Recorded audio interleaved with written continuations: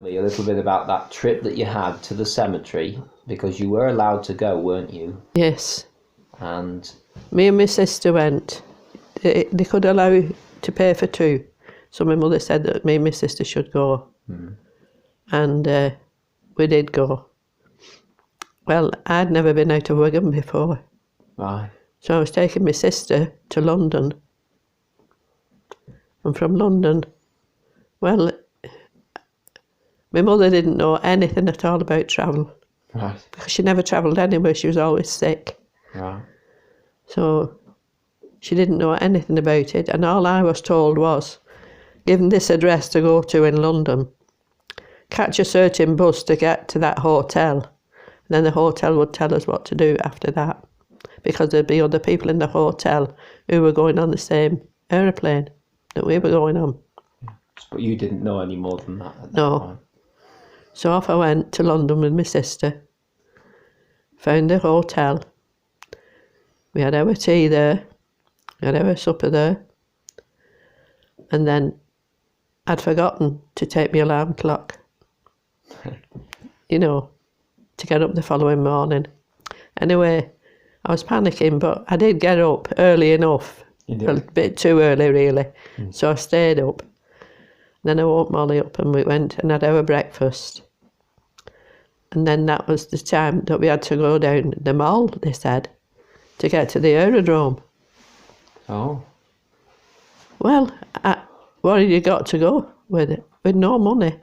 Yeah. No money. Not at all. No. I couldn't find anybody in the hotel who was going.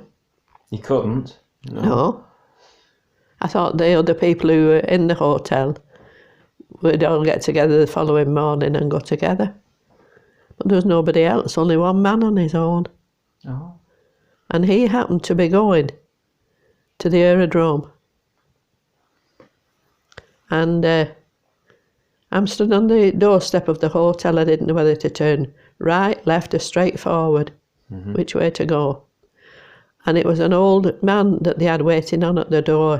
What did they call him? I forget what they called him then. Yeah.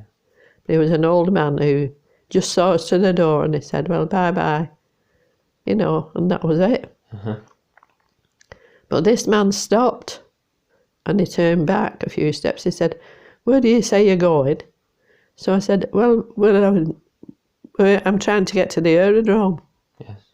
I said, we have to catch a plane at such a time.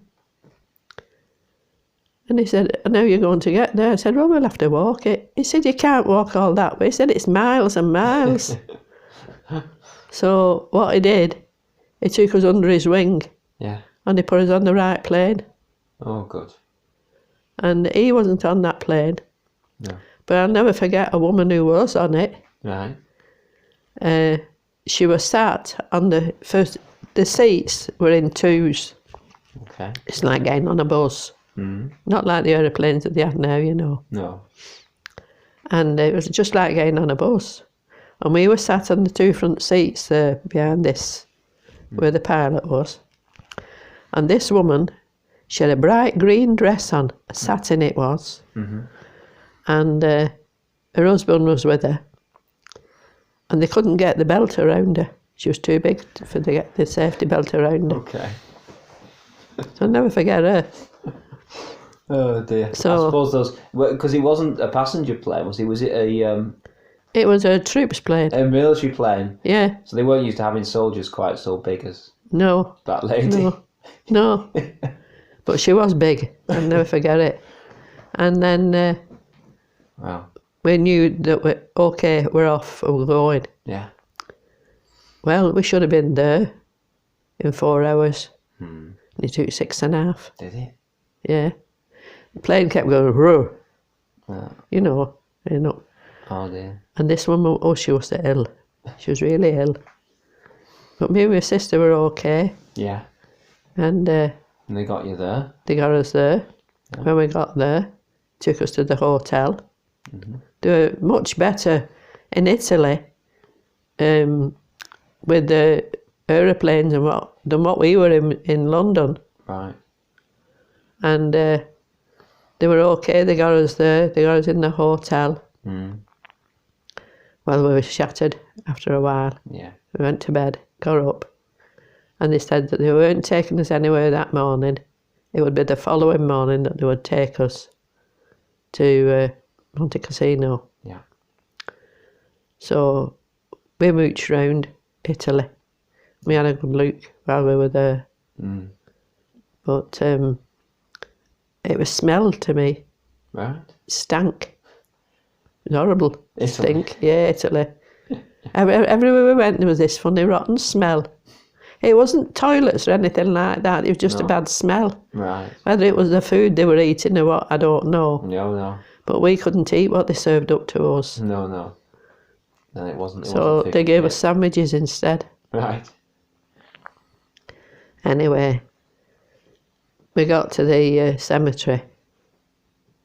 But before they took us round the cemetery, they took us round the village of Casino. Mm. And the village that the people lived in had been, well, it didn't exist anymore. No. All you could see was the big stones on the ground. Right. And the village had gone.